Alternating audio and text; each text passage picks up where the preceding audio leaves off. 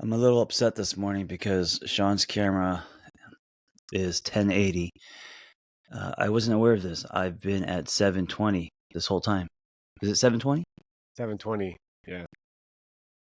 I don't think it's a fair fight. You know, it's like it's like I have a knife and you have a gun. Well, it's not always a competition. I know. I have to remind myself that. I got really excited when I went into settings and I thought I had there's a 4K setting and Shaun said don't use that. It's too much. It's too much. Maybe it's good that you're in 720. You know what? I like the world a little bit blurry. My eyes aren't perfect. Exactly. And I only wear glasses when I have to. I don't like the world crisp. It's a little. I like it. It's a little bit blurry. So What does that give you? it makes me hide a little bit. It feels comfortable. You know. Yeah. I don't like to see all the. I don't like to see all the truth.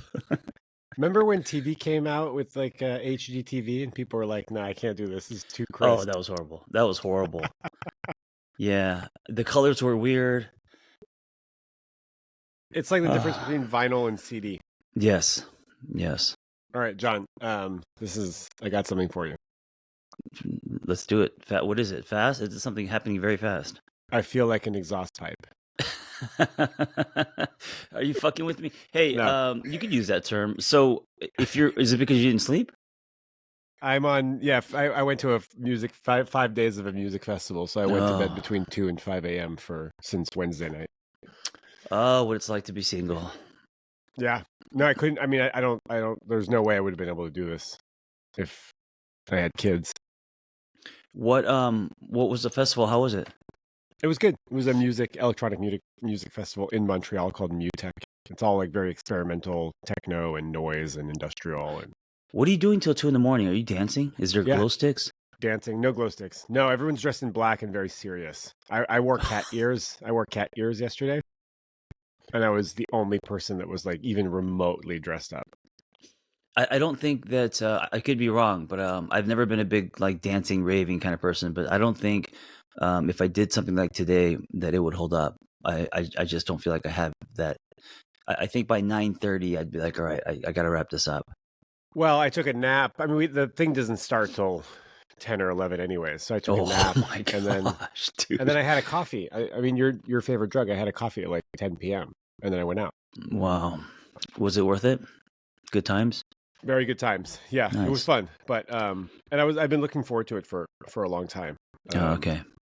But yeah, I feel tired. I feel depleted, and especially 5 days of it. Jeez, I can't even imagine. I feel the complete opposite of you this morning. I woke up at 8 a.m.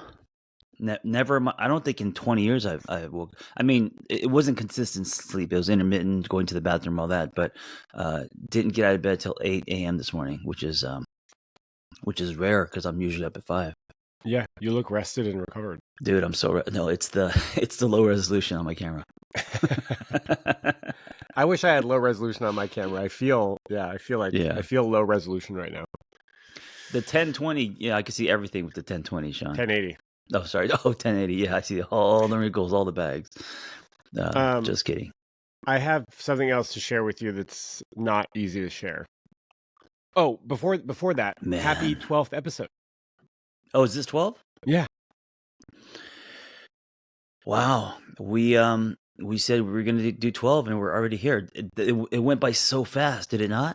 Yeah, it was. I mean, it's been easy. Doing this has been easy. 12 weeks ago, Shaun, we said we were going to do this, and here we are. 14. Okay, 14 weeks ago. Yeah. Longer. Yeah, so even longer. 14 weeks ago, you proposed to me. I did propose the idea 14 weeks ago. And you proposed to me to do a podcast. Yes. Yes, I see where you're going with that. Okay. Yeah, just, hey, everybody, I'm at lowered faculties today, so. What is the bomb you're about to drop before we get into questions? Well, first, before that, do you want to keep doing the podcast? Why would I not? Because we agreed on 12. I feel like we're doing a check-in. Relationship check-in. If we had 3 people listening, I would be like, it was a great run. I don't regret it. I had a great time with you. Let's continue to do this, but not record it, and continue to build our friendship. But we have more than three people listening, so We got reviews. And listen, it shouldn't just be about that, because I also want to say it shouldn't just be about numbers, because that's. But let's be realistic. I mean, what would motivate people to keep going, or what would afford people to keep going if they, you know what I'm saying? Well, I'm kind of curious if we stop doing this, would we have like a 1 hour check-in every week? I don't think so. No, we would. No, but I'll tell you what. No. We would sprinkle. I would sprinkle text with you unless there was no return, and then when you visit LA, or if you still are going to come to LA, I mean that none of that would change, but we probably wouldn't actually Zoom for an hour a day or a week. Yeah, probably not. Yeah. You mentioned something interesting, that like tit for tat, right? Like if you would keep texting me if I texted you back, right? Like if it was reciprocal. Yeah, out of respect, if you weren't texting me back, I'd be like, oh, I wouldn't keep texting you. Right. It's like the friend breakup. Oh, okay. Anyways, wait, before we move to that, I would like to continue doing this podcast with you. Oh, okay. We're making it official. I want us to define the relationship. Okay. DTR. Let me sit with it for a couple days. No, I'm just kidding. Okay.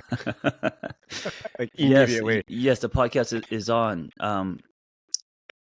We're full steam ahead, or at least I am. I am too. This is more for the listeners, because we get a lot of feedback from people saying, please keep going. Like, please do not stop at 12. No, that's like good. A lot of the reviews are like, please don't stop at 12. Yeah. So this is just to alleviate some fears that this might be the last episode.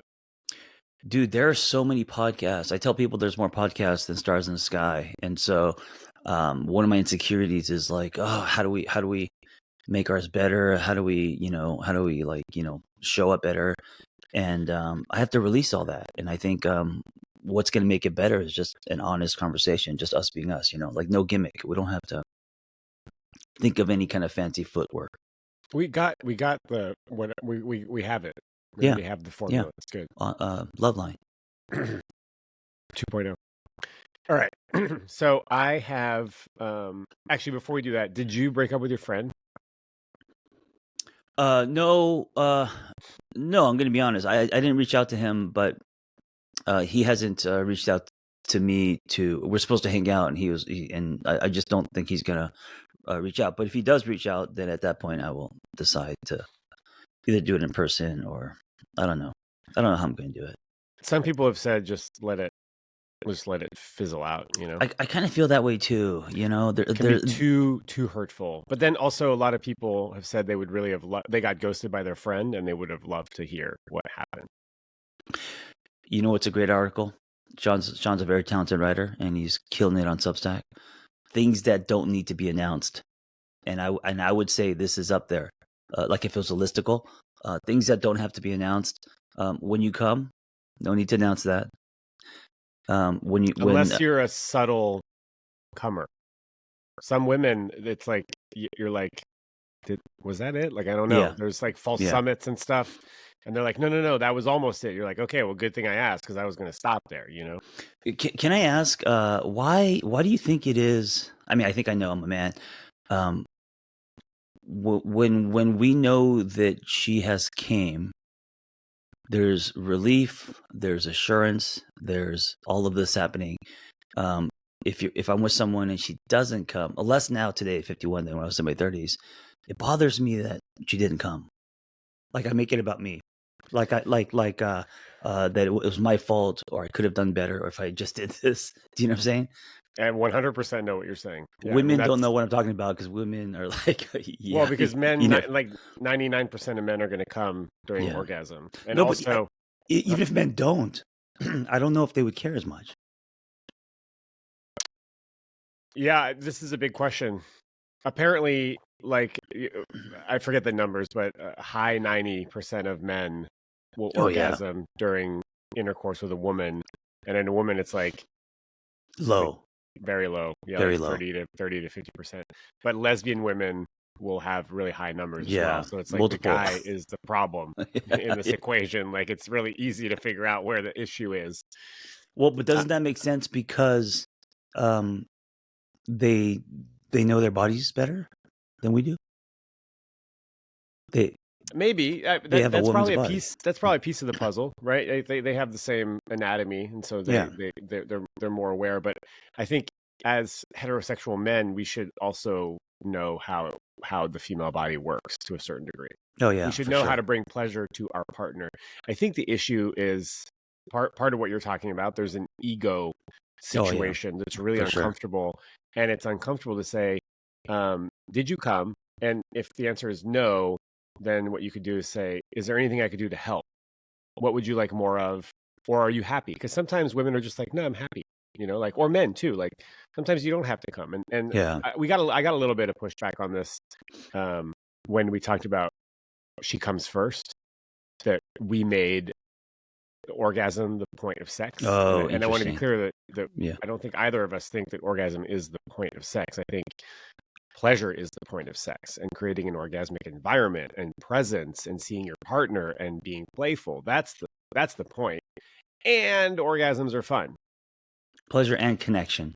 For many, it's connection. Connection, Pleasure can yeah. be the byproduct of that. Yeah. Yeah, pleasure, connection, presence. Yeah, connection. Thank you. Yeah. And orgasms, it's nice to have a release because sometimes there's a lot of energy that gets built up and there needs to be a bit of a blow off valve. So I've been with women who, if they didn't come, they're like, "What? Don't make it a big deal. I enjoyed it. Stop, right?" And then I've been with women who didn't come, and I got scolded for it. And she said to me, "I didn't finish. Like, keep going. Just because you finished, I got like reprimanded." I was like, "Oh my god!" And I was like, "Okay, good for you. Yeah, all right. Yeah, everybody's different. Yeah." So So find out what's important to your partner. Is it important that you come every time? Can you come every time? I mean, some women are just like, oh, if we're new partners, like it's not happening. right, It'll take me a right. while It to be takes a while. comfortable enough, Yeah. and I don't know what that is like comfortable enough to be seen or comfortable enough for the anxiety, the overthinking part of their brain to sort of calm down and drop into their body. I don't know what the mechanisms are there, but just to answer your question, yeah, I think I feel like I've done a good job if my partner orgasms. You got the A. So if she doesn't, are you okay with it, or do you make a deal of it? Like, is it just cool, or do you actually like try again? What do you do? I make fun of her. You just blame it on her. It's her fault. Yeah, I She's just blame it on defective. her. Yeah. She's defective. No, I mean, I usually ask. I mean, I ask.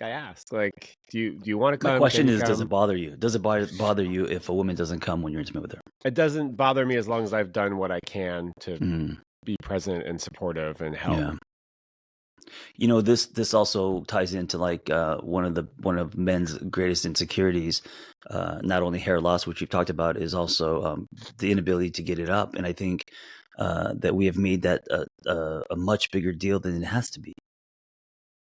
Yeah. Speaking of things that we don't need to announce, you know what I'm saying? Just go with it, like whatever.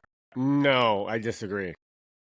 You think we have to announce it? We have to stop everything and being like, it's not working, there's a problem. Yes, because I've heard from countless people that are like, this is one of the biggest questions I get. Hey, my partner can't get it up. How do I talk about it without hurting his feelings? Well, after. Yeah. Okay. Well, so it's like, it's just not being talked about. And I think men, I think men are just super embarrassed, right? Like, no, I meant during stopping everything, stopping the intimacy, and announcing, "Oh shit, I can't get it up." As in, we have to stop this train. Why can't we still continue to play and fool around? And if you can't get it up, then maybe this session you're not going to get up, and that's okay. I think we can name it. I think we could say like, "Hey, it's I'm having a hard time getting it up. I'd love to go down on you or whatever." Or like, I think there. I mean, of course, this is all situation dependent. Like sometimes you don't need to bring it up, and sometimes if you're trying to shove a marshmallow into a parking meter. Marshmallow into a parking meter. Okay, got it. The coin deposit. The coin deposit. Yeah. Wow. Okay. That's a euphemism for trying to like stick it in when it's soft. Yes.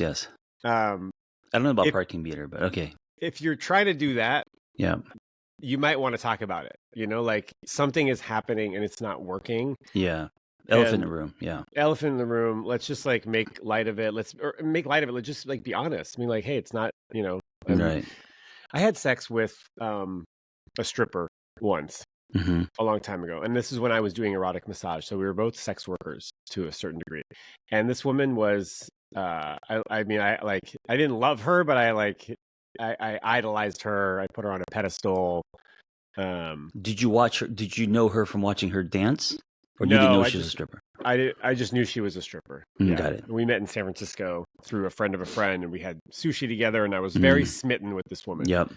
And then I asked her on a date, and we ended up back at my house, and I was so nervous. Oh, I love this. Wait, slow down. This is amazing. And also, every heterosexual guy's fantasy, right? Yeah. Were you nervous because of her profession and you made assumptions? Why were you nervous with her? Because you liked her so much. Yeah, I liked her so much. And it's like sometimes people that are like at the top of their game can be intimidating. I was actually intimidated by her. Because she was so hot or because she was a stripper?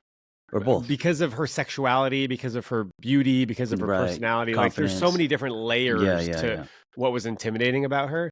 And it kind of felt like a fantasy. I was like, oh my God, I can't believe I'm going to have sex with her, And I would imagine also like that would be the same if you were going to have sex with like a porn star or someone who kind of does it for a living, or maybe not. Maybe I think maybe a little bit. Maybe there was a little bit of that. Yeah. Anyways, I couldn't get it up. I was just too nervous. Of course. I was too nervous, and I was like, "Hey, Nikki, I am so nervous. I don't know what to do, and I sort of want to just see if like you just want to go get tacos instead." And she was like, "I would love to go get tacos." She's like, "I didn't even want to have sex with you." Well, I don't know if that's what was going through her mind, but maybe. But we pivoted. We pivoted. Oh, nice. We named the thing. We named the elephant in the room, and then we went and had tacos. It was a really sweet, fun thing. But I was nervous. I was so nervous I couldn't get it up. That's very common. Thanks for sharing that story. That's happened to me 3 times in a row with someone. So what happened? So after the tacos, then friends, or was there another at bat? I think the thing just fell apart. Oh, God. Yeah. I mean, listen. She probably lost respect for me because I couldn't get it up. No. That's where men go. That's where men go, dude. Yeah. And men don't need to go there anymore. Shaun, she enjoyed the tacos. She just got busy. She got busy. She had a boyfriend. She was in an open relationship. Yeah.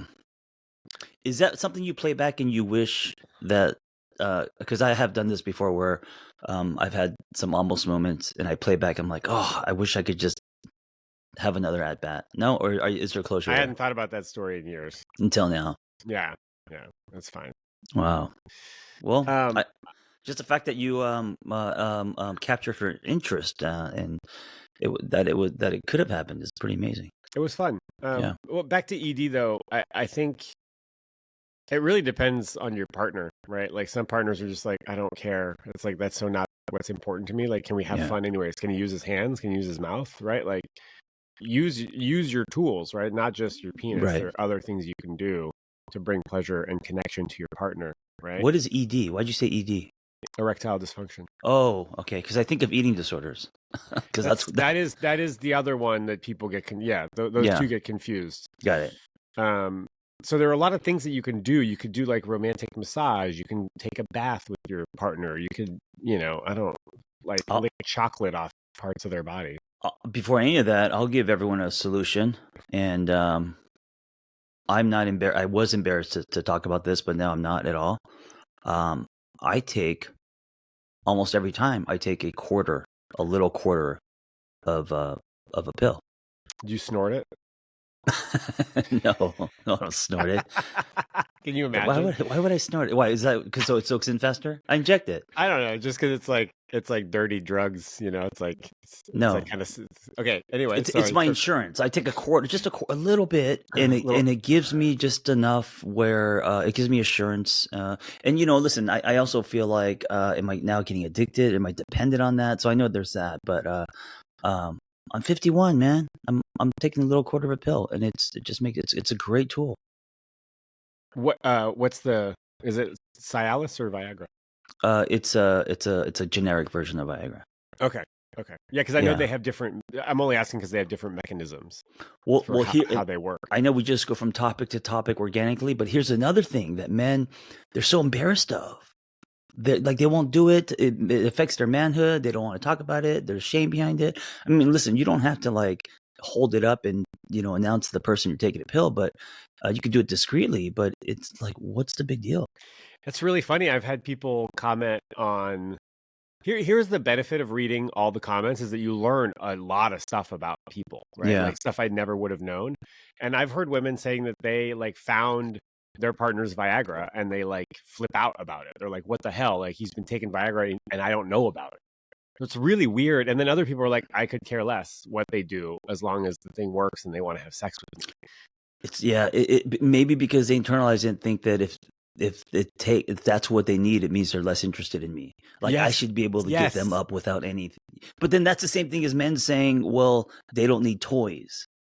If they use toys, it means that I'm less of a man. It's the same kind of, right? Right. They're both. Well, we I guess we internalize or we make it about us. Yes. We make it about us. Yes. Right? Both situations. T-shirt. Take the pill. Use the toys. Have fun. Pill. Use the toys. On the back it says have fun. Get your nut. Get your nut. Oh, get your nut. Yeah. I wanted to make a T-shirt that said "Get your nut," but now this makes way more sense as like the punchline to the "Take the pill, use your toys." Yeah, a little squirrel on the arm. I'm with a heart on. That's too many words. I went too far. Yeah, you went too far. I went too far. Hey, last question for you that I'm curious about. When you're in a relationship, what is your preference as far as how many times that you guys are intimate or having sex? A couple times a week. Okay, twice a week. Yeah, 2-3 times a week. Yeah, have you been in relationships where you're like, dude, this is too much? Like I want you to back off, and then have you been in relationships where it was like less than that, and you were like frustrated?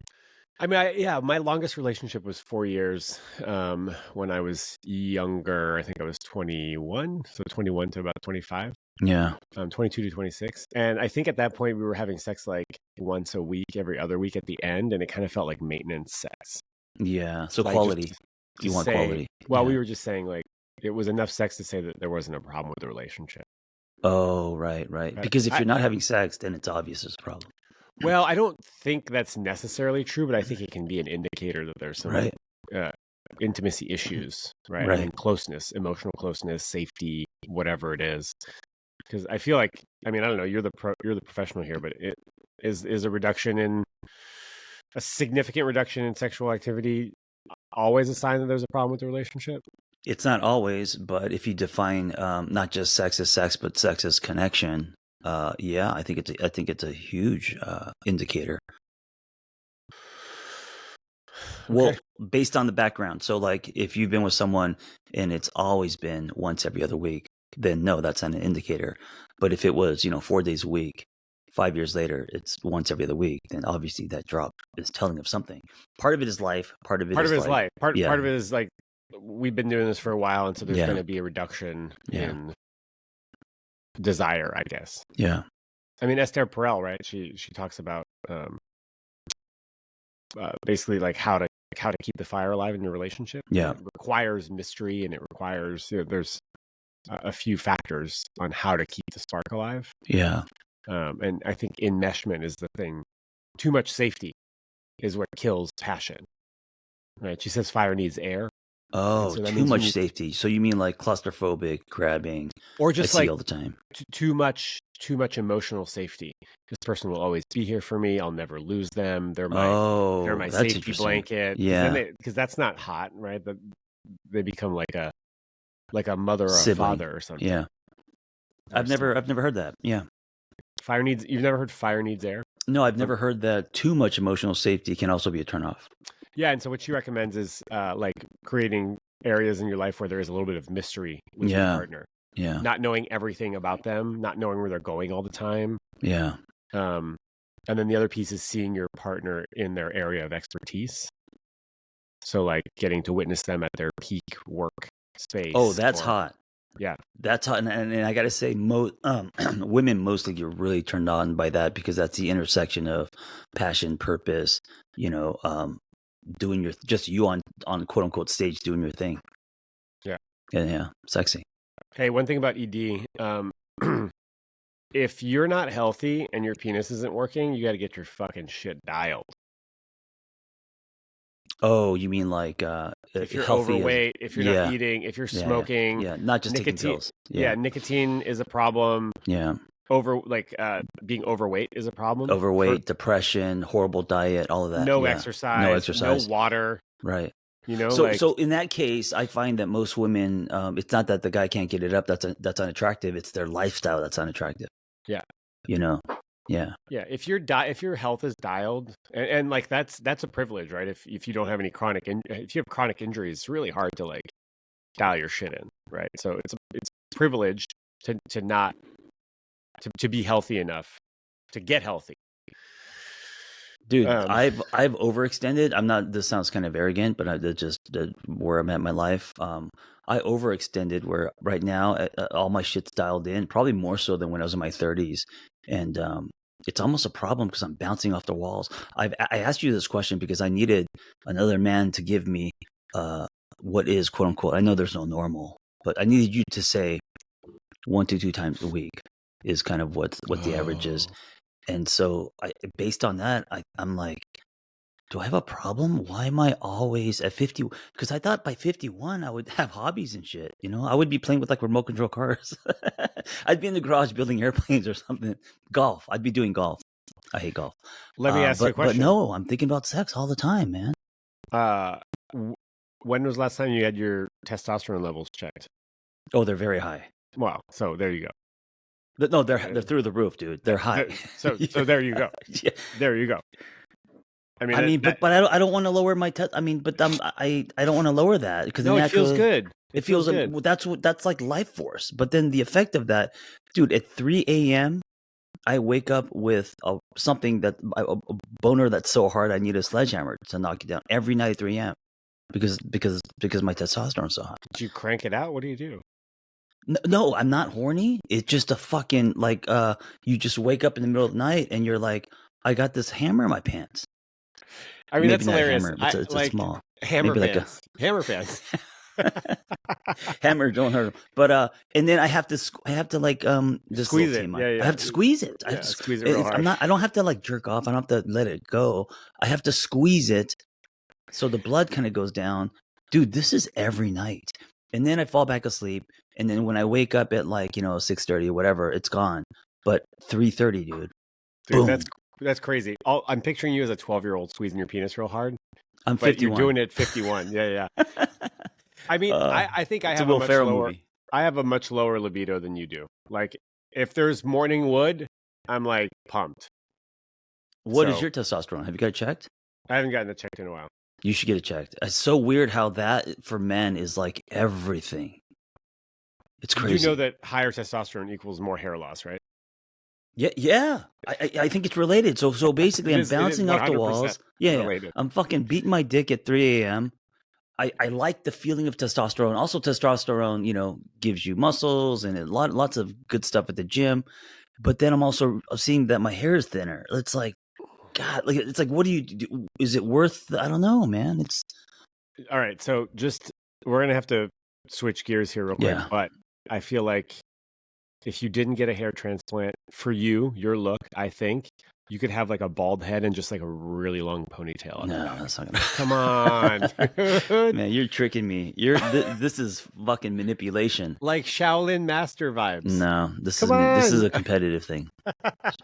Shaun's trying to fuck me up. No, I'm going Bruce Willis. You're going Shaolin Master, dude. I think it works. Bruce Lee over Bruce Willis. Okay. Anyway, he had nice hair, right? I don't know. But he also died at like 23. Yeah. Okay. Yeah. All right. Well, you were going to drop a bomb. Yeah, dude. So I'm a bad friend. I'm a bad friend.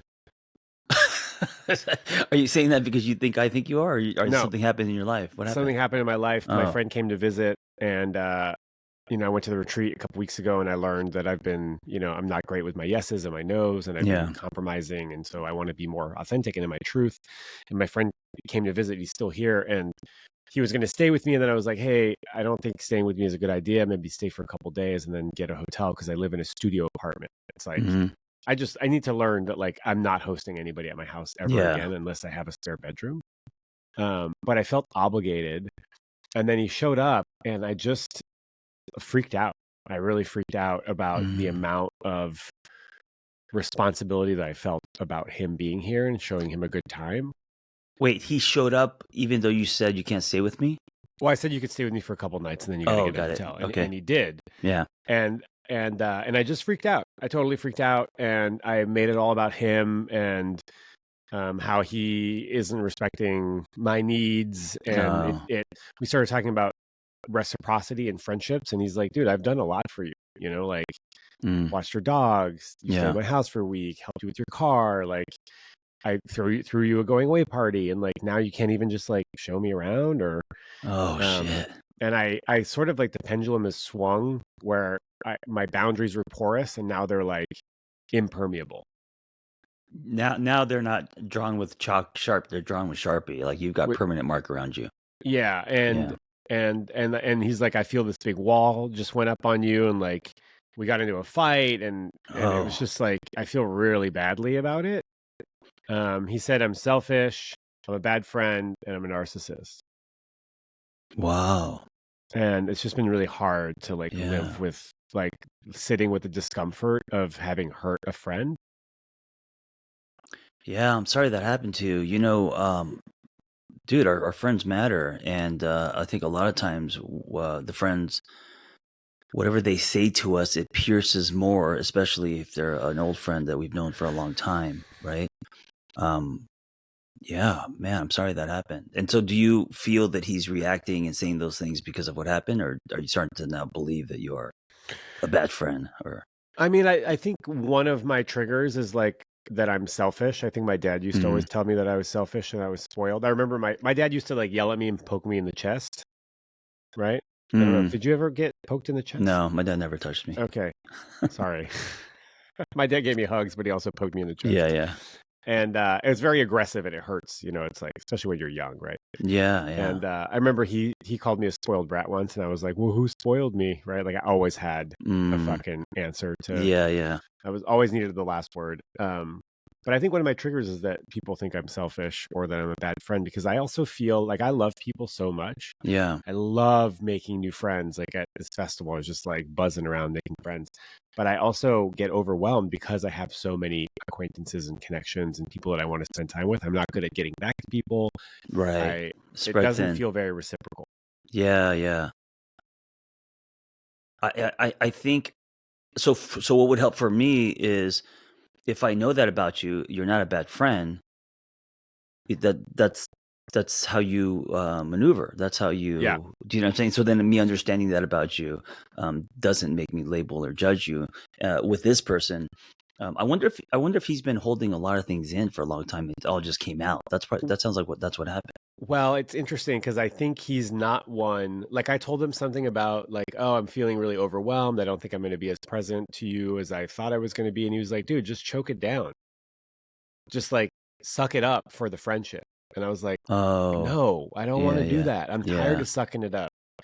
I want relationships where I could be honest and be like, yeah, this isn't working for me. And I'm sorry that you're disappointed. And that's just like where we're at.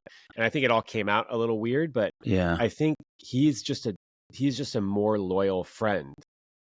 He shows up for his buddies. He'll do things he doesn't want to do for them. And I'm just like, I don't want to do. I remember I had a birthday party, and it was just a birthday dinner between me and two friends. So just three of us. And on the day, I called this guy Rafi, and I was like, "Hey, are you coming to dinner?" And he was like, "No."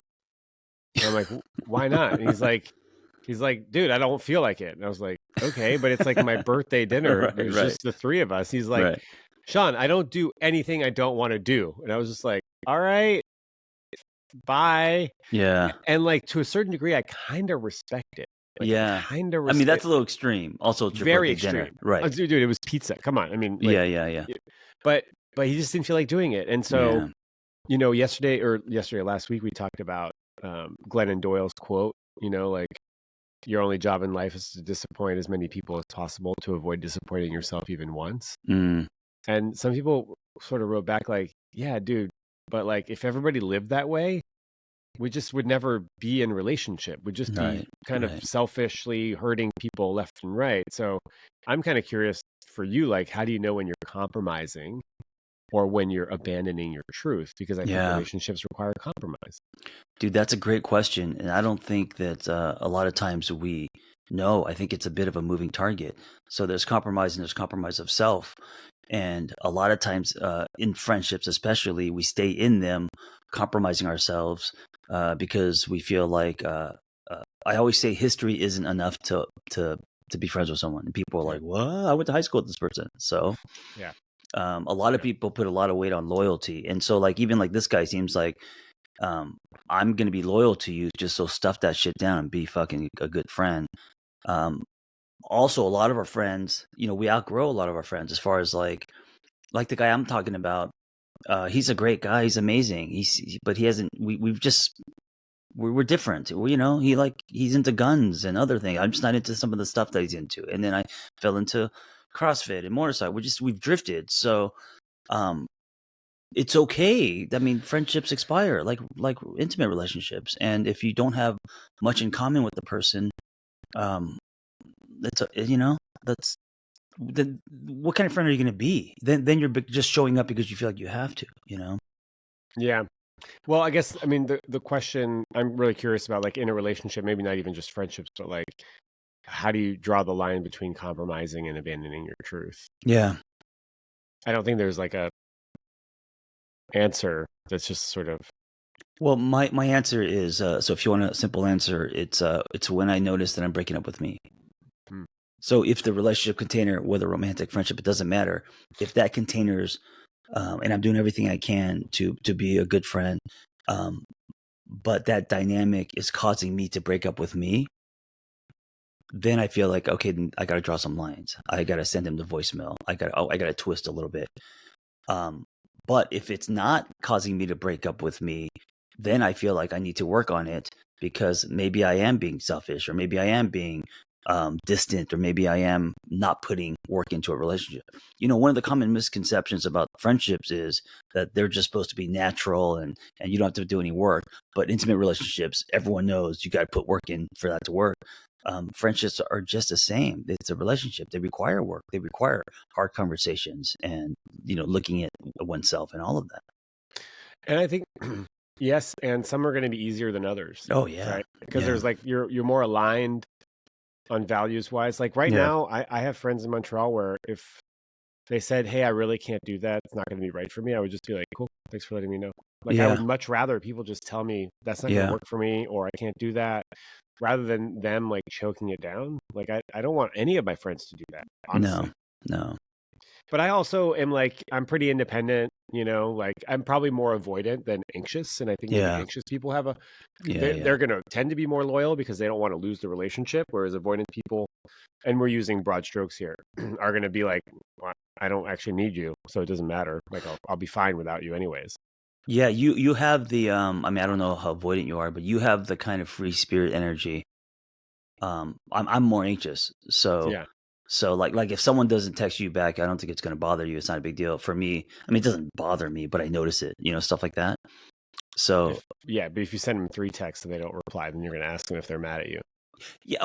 I mean, okay. This is a great example. So if I send someone a few texts, they don't respond. But if I'm asking them a question, hey, do, and they don't respond, this is where I'm like, okay, for me, so I don't abandon myself, instead of just letting it go, I'm going to address it. Yeah. Hey, you didn't respond. Are you there? What's going on? Yeah. So that little nuance, that piece is me protecting myself. So it's not just about drawing boundaries. It's also about, you know, I demand an answer, or what's going on. Advocating for yourself.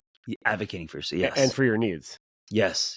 And then if the person doesn't reciprocate, then I mean, you can't force someone to be your friend. So then you're like, well, that may not work for me in this friendship. So you either adjust and they fade, or you have a conversation. And if that friendship is important to you, then you do have a conversation and you say, hey, and then you work it out, you know? And then the person hopefully wants to own some stuff and you own some stuff. I mean, it's like a romantic relationship.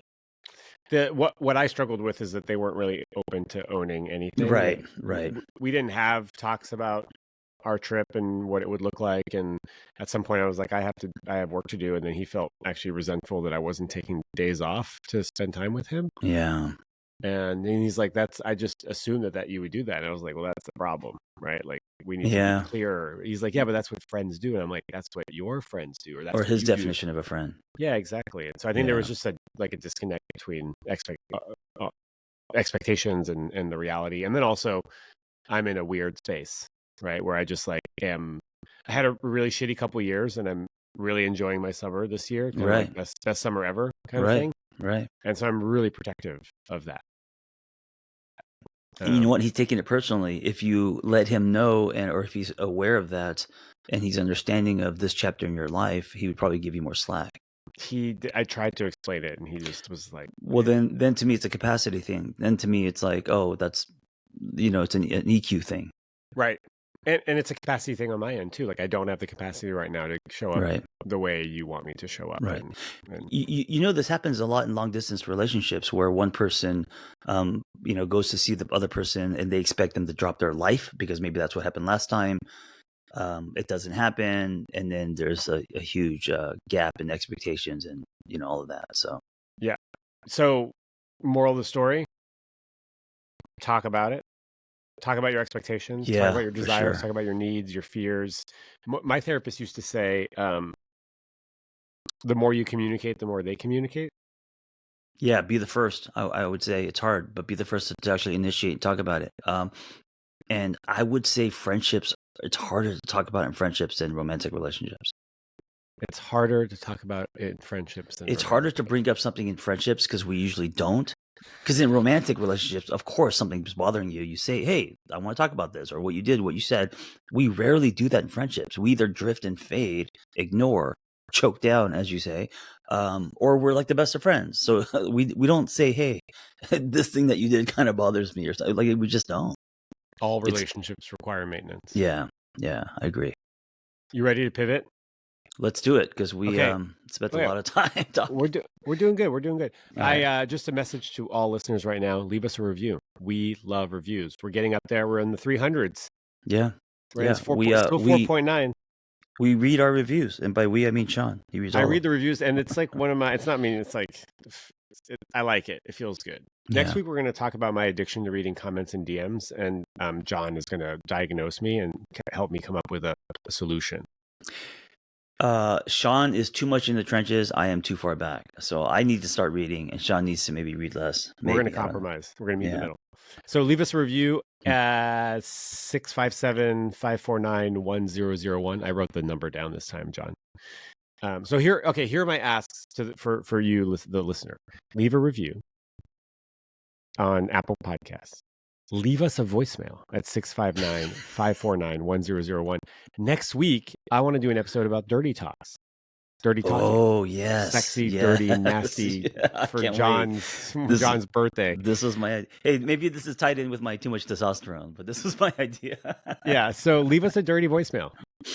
Or any questions about dirty talk. I have a great question that we're gonna tackle next week about how come guys don't make any noise when having sex. Oh, that's true. I mean, they're pretty shy for the most part. So leave us a dirty voicemail. And then another ask is share this podcast with a man in your life.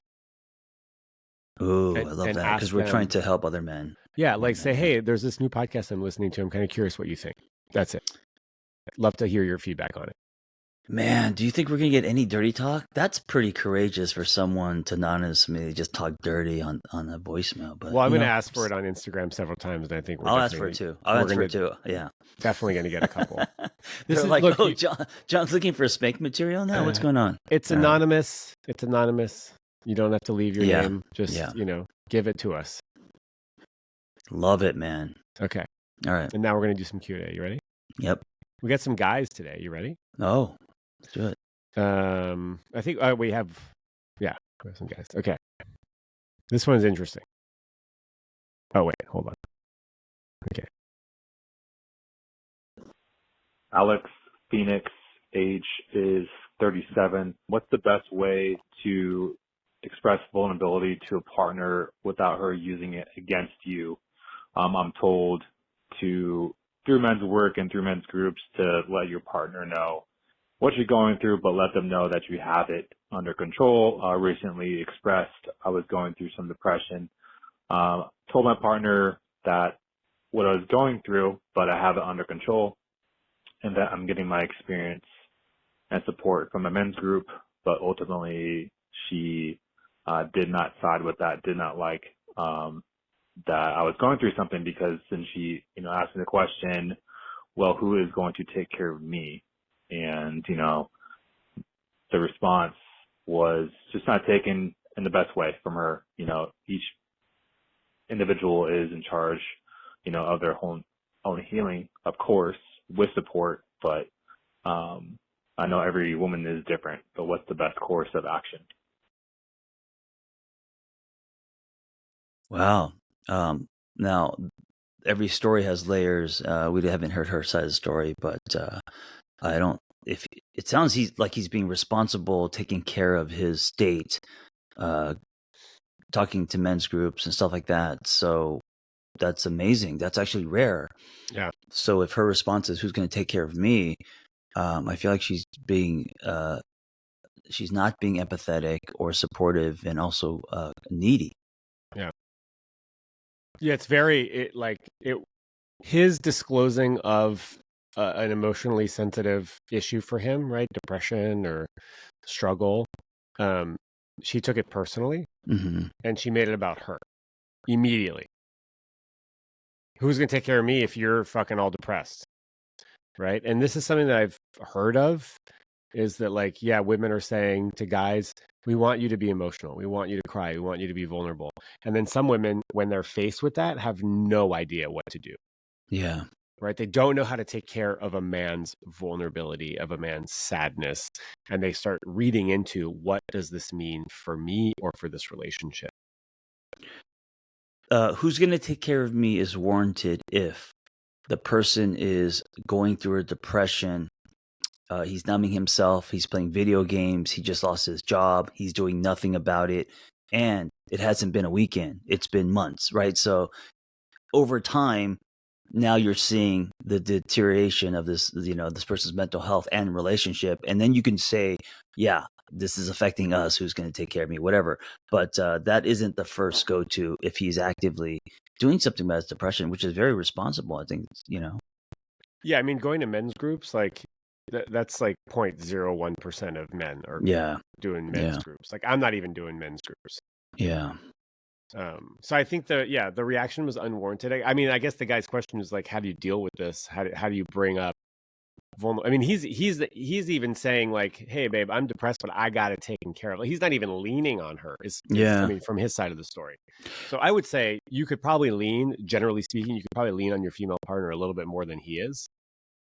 Not to make it about him not doing it right, but your female partners can handle, for the most part, you sharing vulnerably about what's happening, and most of them want to know more about your internal emotional landscape, right? So I would say lean on them a little bit, for sure. I would say, hey, listen, here's I would say I'm actively doing what I can to come out of this depression, and I don't feel supportive, and instead I feel like you are making it kind of about you. And then I would say, okay, so what do you need? And I'll tell you what I can give you and what I can't. And then I would also see this as kind of telling of my partner's, I don't know how long they've been together, but it would be telling of my partner's capacity and what she brings to the table. Yeah, I would be very disappointed by that response if I mustered up all the courage I could to be honest about the fact that I'm not doing very well. Yeah. And to be slapped with, who's going to take care of me. Yeah. So I would let her know that you feel very alone and unsupported. But also, I get you panicking because I'm not happy and it's going to affect us and you. So I get that. And then see what she says. Maybe because there's a chance for her to take ownership and realize, okay, that was a reaction.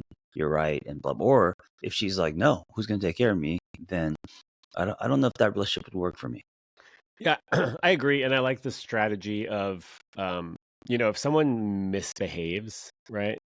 I'm using air quotes, misbehaves. Mm-hmm. You can bring up the behavior. Hey, I feel really sad that when I shared with you that I'm feeling depressed, your response was, who's going to take care of Yeah. you, right? That's right. And then how do they respond to that, right? That is an opportunity for them to either double down and be like, yeah, dude, you're being a little bitch, right? Like sack up, hit the gym, and fucking take care of me. Or, and that's very telling, right? That's probably not someone you want to be in a relationship with. Or they go, you know what? You're totally right. I'm sorry. I was wrong. I felt threatened. I felt scared. I felt scared that I was going to lose you. You're a rock to me. And the fact that you are struggling was really scary. And I also realized that I'm not used to, I don't know how to support men who are struggling because my dad never showed me. Right. Everyone has a story. Yeah. Fights can actually bring people closer together as long as they're fighting without fighting, as long as they're kind of doing this. Because on the other side of this is more understanding, and then people taking ownership, and then people feel closer together. That's the goal, is turning your fight into a repair. Yeah. All right. Nailed it. You ready for That's not what she. Sorry. Oh. Okay, I'm going to cut you off. You ready? Yeah, next question. I can't say anything that's potentially sexual because John's not going to be able to control himself. I just bite my tongue. Yes. Hey, choke it down, John. I will say, I got some feedback. Yeah. Oh my God. I got some feedback that some women were like, no, I like that's what she said. And then some men were like, I balance it with that's what he said. So it's like, we're never going to agree on everything. Hey, right? There was the wheels fell off. Did you see on Instagram? I tagged you. It happened over the weekend. It happened over the weekend. It was I was too deep in Raveland. Oh, you fucking selfish. I was You're buying a selfish glow friend. sticks and drinking 5-hour energy. You're a selfish friend, Shaun. Hey, let me just read it. If it's still there, I tagged you. Oh, wait, hold on. Yo, I delete Instagram like 4 times a week. Okay, here. Someone, my friend, our neighbor is working on the side of our house. He says, "Good morning. Would it be okay if I got a couple hours in and made some noise this morning?" And I said, "That's what she said." Yeah. You sent me that. Oh, did I? Yeah. I tagged you. I put it into. Oh, did I send it to you? I think you just texted it to me. No, I was so proud of myself. And I probably didn't reply as per my. I didn't even notice. I didn't notice that. Hey, but listen.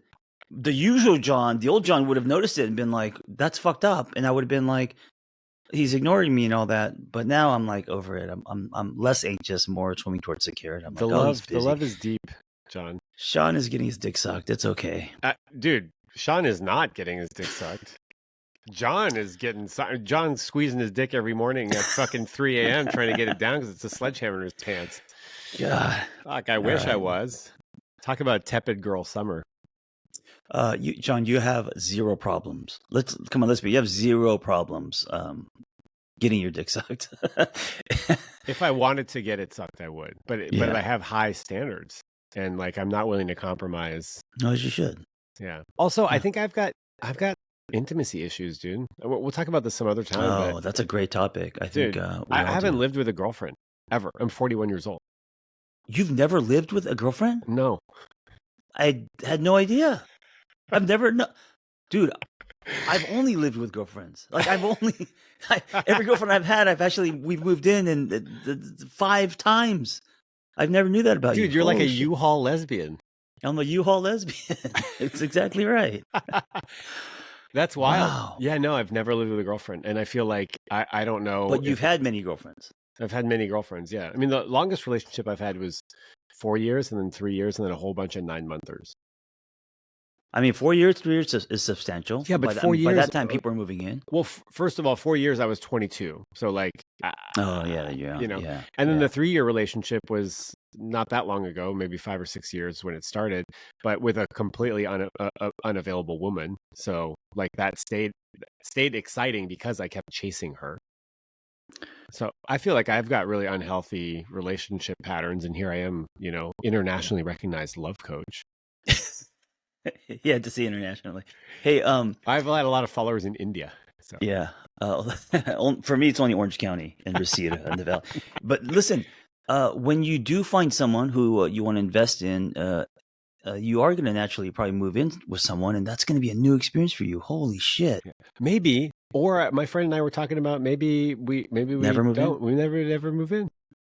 But then that could be just avoiding things that need to come up to process. And but I like that new model. You're right. Like, why do we have to move in together? You know, we don't need to. That's the traditional model. That's traditional, sure. Yeah. Anyway, Reseda is. There's a joke there about receding hairlines. And Reseda, also, the porn capital of the world is Reseda. I don't know about it anymore, but really interesting. Yeah, the Valley. Okay. Yeah. So your stripper week, friend lives there. We could talk about that. We could talk about my intimacy issues. Wow, I've never met anyone who has not moved in with a girl at 40. A woman. I shouldn't say that. I'm not trying to shame you. I mean, I don't feel shamed. I feel special, unique.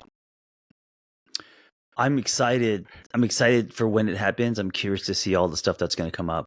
I mean, living with someone's such a big deal. I mean, you know, the cap on the toothpaste, the dirty socks on the floor, and the activation. I'm going to be a fucking nightmare, dude. It's next level, dude. I'm going to be a nightmare. I know I'm a nightmare to live with.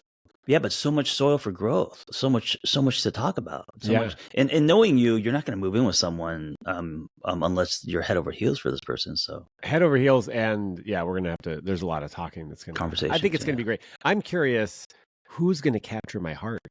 That's what I want to know. Ooh. I love that a man says, "Who's going to capture my heart?" And whose heart will I capture as well? And whose heart will you capture, as opposed to like, you know, who am I going to fuck, you know, or something? Or who am I going to settle for? You're not going to settle, Shaun. You know, at this stage in your life, you're not going to settle. That's the problem. That's why I might end up alone. Hey, that's the problem. And I don't think it's a problem, but that's the quote unquote problem with most of my female friends who are in their 40s, early 40s. They're like, fuck this, I'm not settling. So they're all alone. They're like, I don't know if I'm ever going to find anyone, but also I'm not willing to settle. Yeah, that's kind of what's happening right now. I'm one of your middle-aged female friends. You are. A lot of them are going younger. A lot of them are like, all right, I'm going to fuck 23-year-olds, like men have always been doing. And I was like, do it. Have a great time. Yeah. Be safe. Oh my God. Are you ready? Yeah. Perfect fucking segue. Let's do it. Hi guys, I am 28 and I have a question about dating and labels. Currently, I ideally would love like a long-term relationship. I'm looking for a partner, someone to share my life with. But everyone I'm dating doesn't want a relationship. I'm having fun dating them, and you know, the sex is great and it's all fun, but it's just casual. I'm still having a good time, but my question is it bad for me in terms of my goal of a long-term partnership to be dating people casually in the meantime? Because I'm sort of dating them and waiting for someone who wants to commit to come around. Am I wasting my time? Should I just not date until someone wants to date me seriously? Would really appreciate your insights on this, you guys. Thank you. Love the podcast. Thank you. Do you want me to go first? Do you want to go first? Sure. I mean, I have a lot of thoughts, but yeah, mine's kind of simple. Maybe I oversimplify.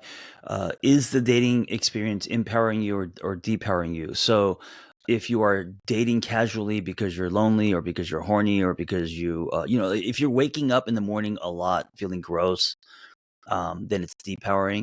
But if you're dating and it's information and you're having a great time and you're being honest and you're being, you know, on the same page with people and you're not trying to like hurt people or manipulate people and you're getting in all the experiences that you haven't had before, then that's empowering and that's great. That doesn't mean that you're not, you know, not looking for the one. It just, by the way, I hate that term, the one, but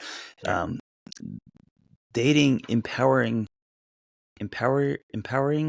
is a good thing, because when you find a relationship, you're not going to look back and be like, oh, I wish I would have had these experiences, you know. Yes, I like that. Does it empower you or does it depower? Yeah, depower. Yes, and I think from a logistical standpoint, when you are dating somebody or having sex with somebody or on a date with somebody that isn't a long-term potential or doesn't want what you want, you are currently in that moment not available to anybody else. So you're actually losing out on potential opportunities to meet someone who does want to date you. right? Because let's say you're out at dinner with this guy who doesn't want to be in a long-term relationship. What if there's a guy there that you could have met at the bar or going in, or like, so for that time that you're with them, it's not a good use of your time. That's one thing, right? If your goal is long-term, and her goal is long-term. If your goal is long-term, it removes potential opportunities to meet people out in the wild. Energetically as well, I think that like if you're dating people, you have less energy, less time, less space. Yeah, that someone makes sense. Who's more aligned. So there's that component.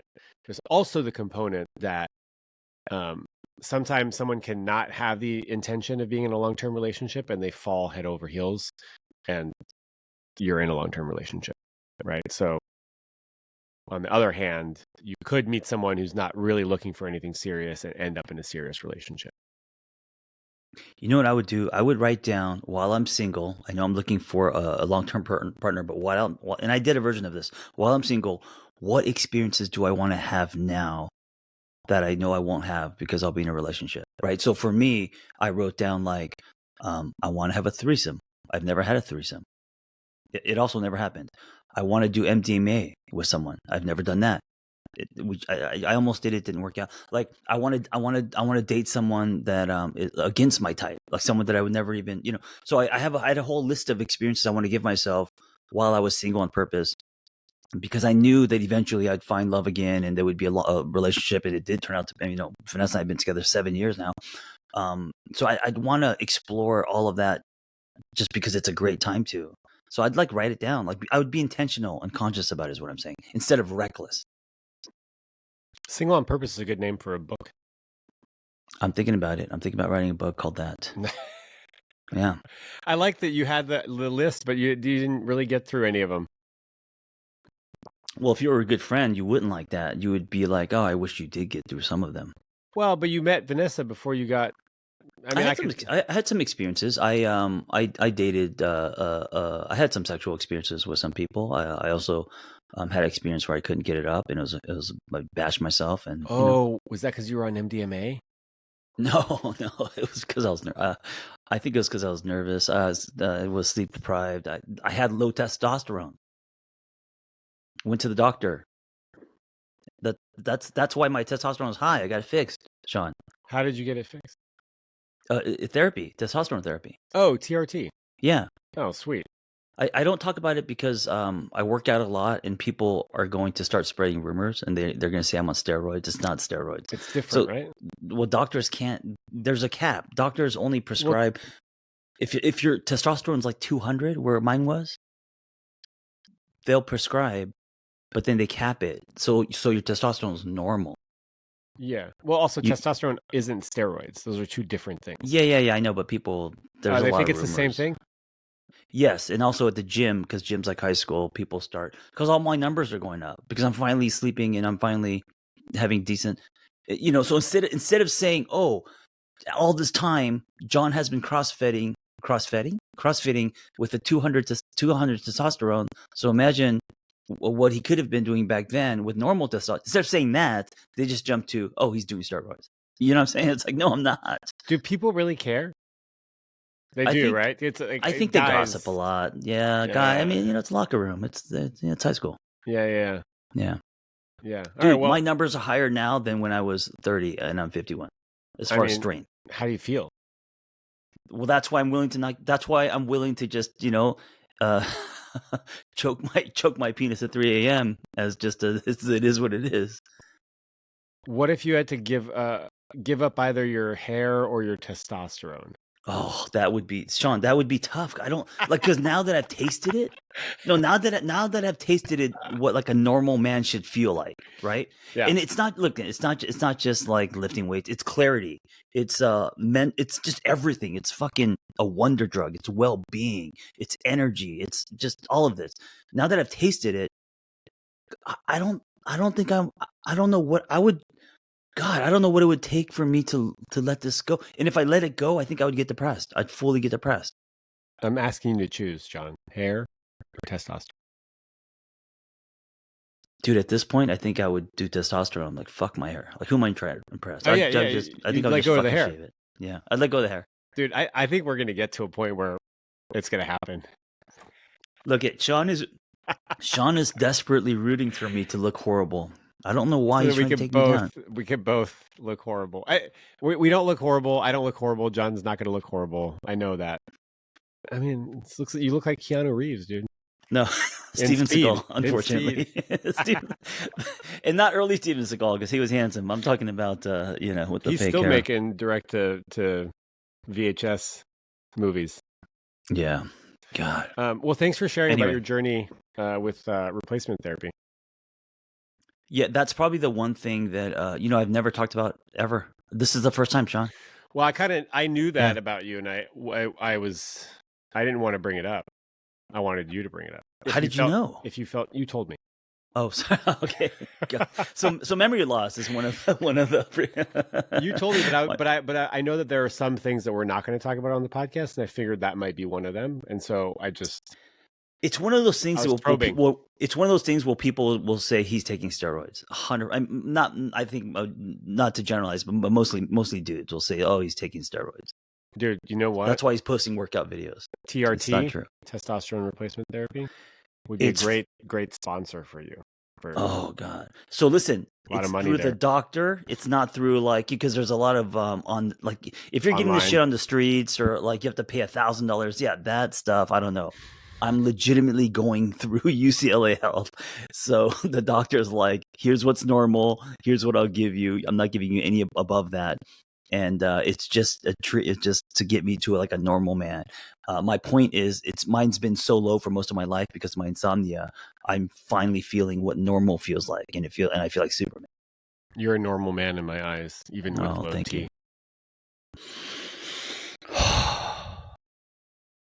Hey, we hit on some really, I think, important topics today, like the whole friends thing, the bad friends thing, and what friendship should look like. Erectile dysfunction. We can talk about eating boners disorders with hammers. All of that. Do you shoot? Is it an injection? Yeah. Into your they have pins. They have pins now. It's like a pin. It's like the most. It's not even. You don't even see the needle. It's a pin, and it goes like this. Click, click. You click a pin. Yeah. You just put it on your stomach, and it just goes click, click.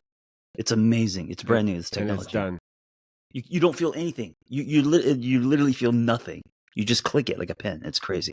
How long have you been on Ozempic? What is that? What? Oh, what? What's Ozempic? You don't know what Ozempic is? No. The miracle weight loss drug that everybody's taking? Oh, is that what the celebrities are taking now? Yeah, it's really it can be very bad for you, I think. Yeah, that's where they're getting diarrhea and weird. Lots of muscle loss. You basically just stop eating because you just aren't hungry anymore. It was a joke. It's called you just let yourself deteriorate. That's it. You're just deteriorating. Yeah, but it just bypasses your desire to eat because I don't have the willpower to just not eat. Dude, eating is one of the joys of this life. Eating is life. Eating is just like sex and just like creativity and anyway. Yeah. Hey, we gave people an extra 8 minutes today. Nice. Very generous of us. I love it. Yeah. Everyone, thank you for listening and have a beautiful week. Yeah, be well. I love that exit.